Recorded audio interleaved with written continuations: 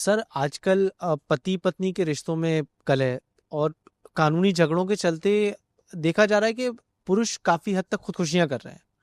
अभी recent example है कि बैंगलोर का। बैंगलोर में एक इंजीनियर ने खुदकुशी करी और एक लंबा वीडियो समाज के साथ शेयर किया, अपना दर्द बयान किया। इस सब के लिए कौन जिम्मेदार है? समाज जिम्मेदार है, पति जिम्मेदार है, पत्नी जिम्मेदार है या कानून? आपकी शादी हो गई? नहीं सर। बधाई हो। तो ये नौबत आपके सामने नहीं है फिलहाल, लेकिन आप शादी शायद इसलिए डिले कर रहे हैं कि ऐसी हालत ना हो जाए। नहीं नहीं नहीं सर। ऐसी घबराहट तो नहीं है? नहीं सर। इतना डरने की क्या जरूरत है? ये बात सही है कि हमारे समाज में शादी के बाद महिला की हत्या होना एक सामान्य बात रही है। मतलब पुरुष की हत्या होने की तुलना में महिला की, ऐसा सामान्य नहीं है, लेकिन उसकी तुलना में कैसे सामान्य रही है?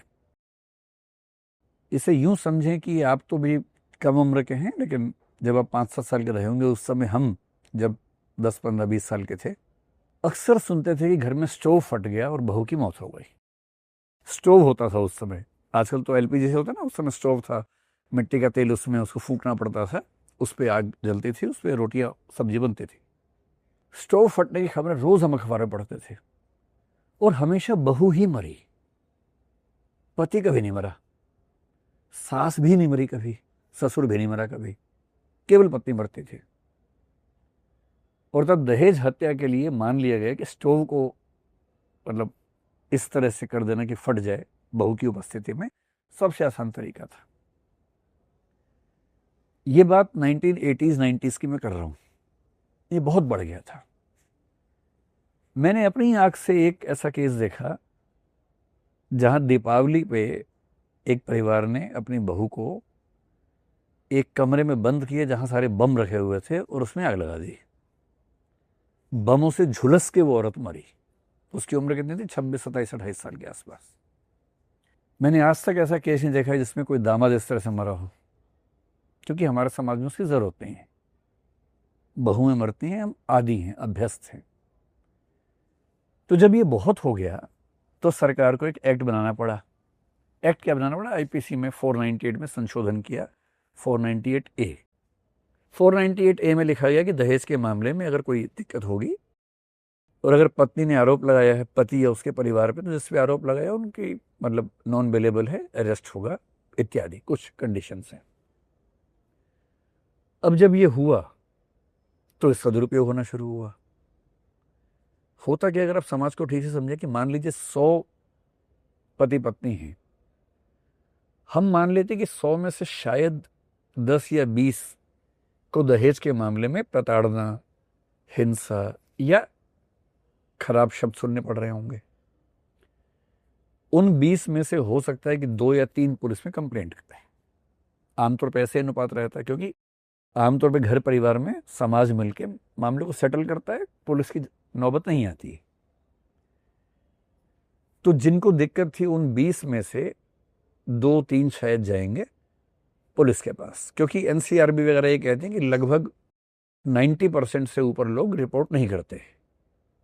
पर होता क्या है कि जो 80 लोग जिनके साथ दिक्कत नहीं है, 5 उनमें से भी चले जाएंगे पुलिस के पास कि हमारे साथ दिक्कत है भाई। किसी को अपने पति को या अपनी सास को लपेटना है, ठीक करना है, स्कोर सेटल करना है, तो उसके पास तो एक कानून है ही।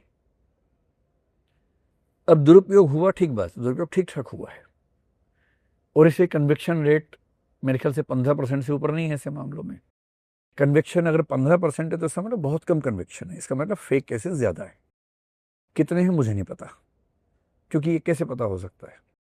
मेरे कुछ फ्रेंड्स जो जजेस हैं, अलग अलग अदालतों में हैं, जब इनफॉर्मल बात होती है तो जिनके कोर्ट में वो केसेस आते हैं, कोई फैमिली कोर्ट में मान लीजिए, वो खुद उनके मुंह से कई बार निकलता है कि 50% से ऊपर फेक केसेस आते हैं, ये वाले भी और अटेम्प्ट टू रेप वाले। अटेम्प्ट टू रेप में फेक केसेस की रिपोर्टिंग एनसीआरबी की है 15% के आसपास। एनसीआरबी का डेटा कहता है कि रेप के मामले में 15% जो आरोप हैं फेक हैं। आप किसी जज से मित्र हो, अगर इनफॉर्मल बात होती है, उनसे पूछेंगे तो वो कहेंगे कि संख्या 50 के आसपास उनको लगती है। दोनों बातें सही हैं। पहली बात ये सही है कि महिलाओं के साथ अत्याचार की इंतहा हो चुकी थी, तब ये सेक्शन बना था, एक्ट बना था। ये भी सही है कि जब एक्ट बना, सेक्शन बना, उसका दुरुपयोग भी कम नहीं हुआ। एक और मामला देखिए, मैरिटल रेप के मामले में भारत में अभी तक कानून नहीं है। इसका सिंपल मतलब है पति अपनी पत्नी का जितनी बार चाहे, जैसे चाहे बलात्कार कर सकता है। ये हमारे कानून में साफ लिखा हुआ है। पहले सेक्शन 375 था आईपीसी में, अब सेक्शन 63 है बीएनएस में। उसका एक्सेप्शन नंबर 2 साफ कहता है कि पति द्वारा पत्नी के साथ किया गया सेक्सुअल रिलेशनशिप रेप नहीं माना जाएगा। पहले था कि 15 साल से छोटी पत्नी है तो मानेंगे, अब है कि अगर पत्नी 18 साल की है या उससे ऊपर है तो नहीं माना जाएगा। 18 से कम की शादी है या पत्नी की उम्र 18 से कम है तो रेप माना जाएगा। पहले 15 था।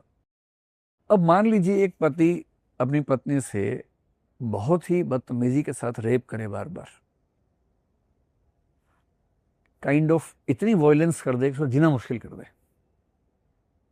भाई प्रेम अलग चीज होती है और मतलब वहशीपन अलग चीज होती है। कोई वहशीपन के साथ ये काम करने लगे। दुनिया के कम से कम 130-40 देशों में मैरिटल रेप अपराध होता है, भारत में नहीं। केवल 30 देश मेरे ख्याल है जहां पर नहीं है, जिनमें अफगानिस्तान, सऊदी अरब, ये सब देश आते हैं, भारत भी आता है उनमें। अब सवाल है कि उस महिला को केस करना है मैरिटल रेप का, वो आरोपी नहीं है भारत में, अपराधी नहीं है, तो वो किस में जाएगी? वो डोमेस्टिक वायलेंस में जाएगी। मान लो वहां भी राहत नहीं मिल रही है, दबाव बनाना है, किसी तरह से जान बचानी है, 498A लगा देगी। इसका मतलब ये नहीं कि 498A लगाने वाले सब लोग इसलिए लगाते हैं, पर अगर आप जेंडर वालों से बात करें, फेमिनिस्ट लोगों से बात करें, उनमें से कुछ का कहना है कि क्योंकि बाकी उपाय नहीं है तो फिर वो महिलाएं उसका इस्तेमाल करती हैं। होना क्या चाहिए इसमें? एक अच्छे समाज में कोई किसी का शोषण ना कर सके, अत्याचार ना कर सके, ये होना चाहिए। होना ये चाहिए कि 498A जैसे उसमें जब ज्यादती होने लगी तो सुप्रीम कोर्ट ने इंटरवीन किया और सुप्रीम कोर्ट ने सुनिश्चित किया कि केवल किसी महिला के किसी रिश्तेदार का नाम लेने भर से गिरफ्तारी नहीं होगी। फिर सुप्रीम कोर्ट ने अच्छे से डांटा, सेंट्रल होम मिनिस्ट्री ने, यूनियन होम मिनिस्ट्री ने इसके रूल्स बनाए, मतलब डायरेक्टिव जारी किए। और आज के दिन में 498A के नाम से कोई अगर महिला आरोप लगाती है, रिश्तेदारों को लाइन से नाम लगा दिया, अरेस्ट नहीं होता है। एक प्राइमरी इन्वेस्टिगेशन होगी, डीसीपी रैंक का ऑफिसर करता है, एसपी रैंक का ऑफिसर। जब तक डीसीपी या एसपी रैंक का ऑफिसर प्राइमरी इन्वेस्टिगेशन करके ये ऑथेंटिकेट नहीं करता कि हाँ जेन्युइन रीजन है कि इनको अरेस्ट करना चाहिए, तब तक अरेस्ट नहीं कर सकते। तो जिस केस की बात आप कर रहे हैं वो केस बहुत ही दर्दनाक है। उस व्यक्ति का वीडियो मैंने भी देखा था। वहां तो मामले कई थे।